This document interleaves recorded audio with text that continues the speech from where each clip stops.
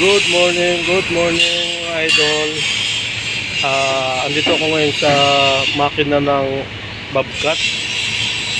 Sumasama na kasi yung tubig sa langis, kaya ang gagawin ko, lalagyan ko dito ng hangin para i-check ko kung may link. At ito, bale, na-adjust ko rin yung rocket arms niya. Ano siya, ito yung aking mga kinalag dito. Ako po ay nagpapasalamat sa tiwala at suporta sa Kabatang Vlogger, sa tiwala at suporta. Nais ko lang aking i-share itong mga trabaho dito sa aming company na para doon sa mga mekaniko na gustong mag-apply. Mag-PM lang kayo sa akin at ibibigay ko yung mga agency na talagang legit ko para hindi po kayo magka-problema. So ayan yung mga makina na ginagamit namin sa mga asphalt group sa pang-araw-araw, kasi ito yung trabaho panggabi. Ayan. At ito naman yung mga roller na ginagamit sa mga asphalt. So ayan. Sa mga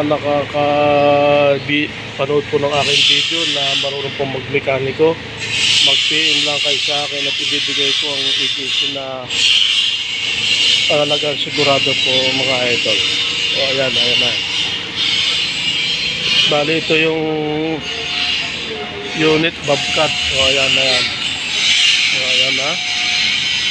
At ito naman yung mga roller na ginagamit namin sa pag-asphalt group. Ito yung ginagamit sa mga night shift, mga trabaho nila. Mga ginagawa namin sila para sa gabi po ang trabaho nila, night shift mga idol. So ayan. Magandang umaga po sa inyong lahat. Happy blessed Thursday. Ayan. Shout out po pala sa mga followers and viewers, lalo na sa mga masisipag mag-content dyan. Ayan. Akin lang i-review site. Thank you for watching. Have a blessed Thursday mga idol. Yan ang mga trabaho namin dito. Ayan. Bali yung makina aming ibababa ito pagka